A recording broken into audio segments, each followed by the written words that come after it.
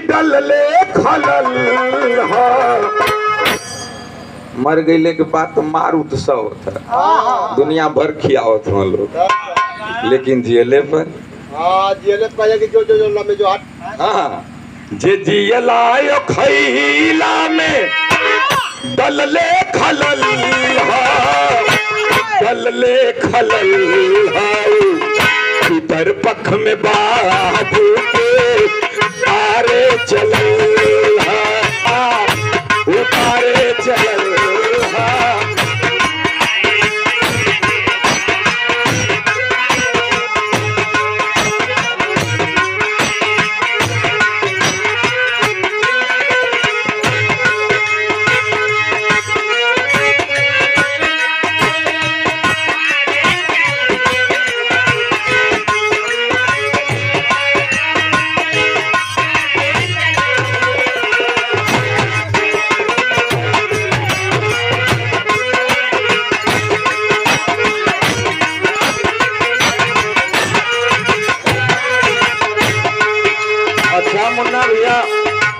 जियलायो खैला में, जियलायो खैला में, जियलायो खैला में डलले खलल हा, डलले खलल हा।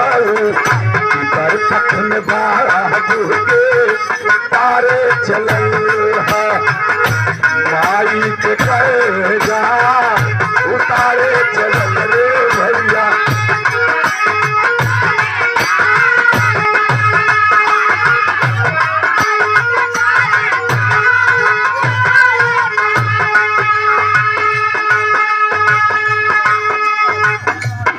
बदन हमारे लसना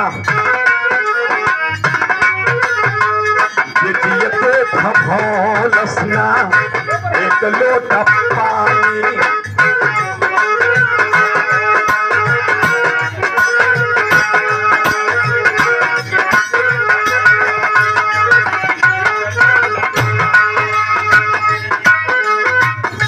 समझना लोग, नहीं तो मर गई के बाद पछताइबा। एक हमार माई मौसी अभी हलवे में गुजर गई, ताजपुर कर रहे। हमके बार बार बोलावत रहे कि भैया आईबा तनी भेंट कैला। हम रोज प्रोग्रामे में मुन्ना भैया गुजर गई, हम कफन ले गई, पैसा ले गई, लेकिन जीवन में एगो मलाल है कि मौसी से भेंट ना भइल तो एकर पछतावा न होखे। जे जियते थमो लसना एक लोटा पानी।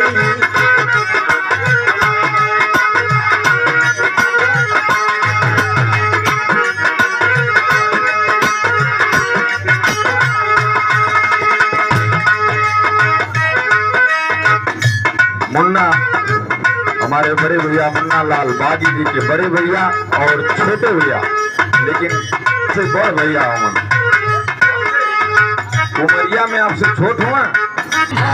लसना एक लोटा पानी, एक लोटा पानी, उपरा में पानी के धारे चलल हा।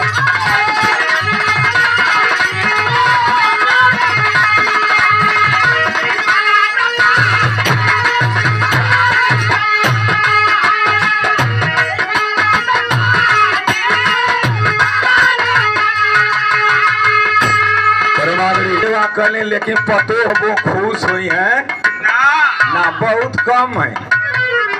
यदि घर में बुढ़िया माई कहते कि अरे बचवा देखते तनी भैंसिया कुछ खैले वैले कि ना, चुप रहा तो ही मतलब है बुढ़ाई गईलू चश्मा लगा के चुपचाप खा। देखिए ये भाव है, 9 मास जे करा के कुखिया में रखलस माई।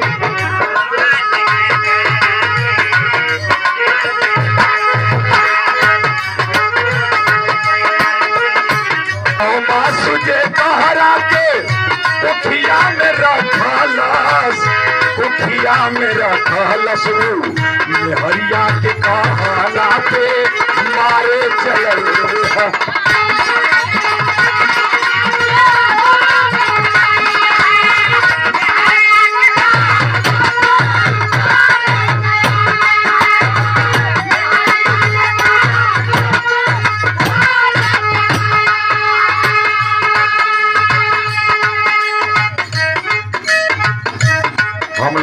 गार्जियन और हम तो विराह जगत में एक आपन मार्गदर्शक भी मानीला। उम्र में भले हम ज्यादा हैं मुद्रिका जी, लेकिन सीखे के हमको तो से बहुत मिलला। हमसे पहले से आप जी संगीत में हैं और यही से आप मार्गदर्शक हैं। बहुत रुपए का पुरस्कार, सुंदर पुरस्कार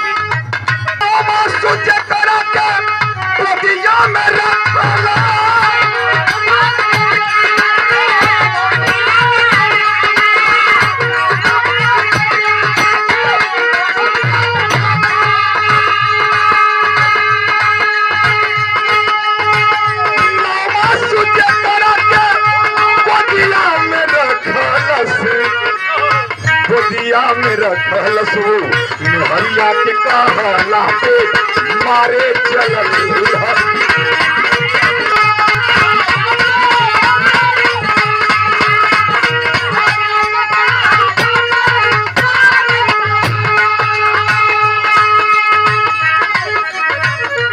सुगर पूछल से हटही लुगरिया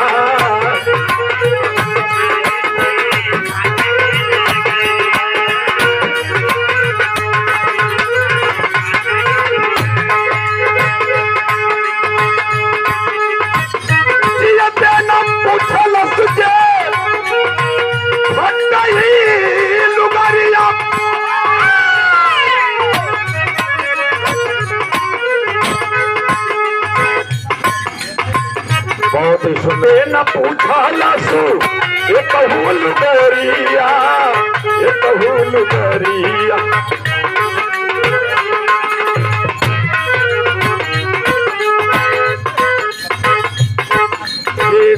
जियते न पूछला सु एक लुगरिया रे माई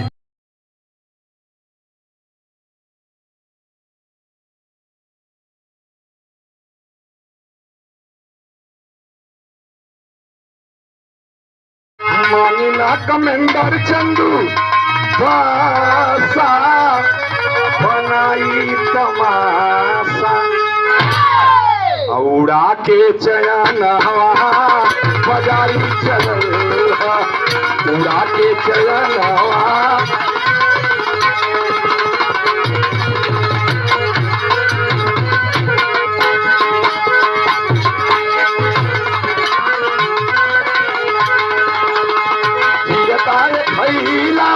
पीला में जल में फलल हूँ इधर पख में बाबू के तारे चले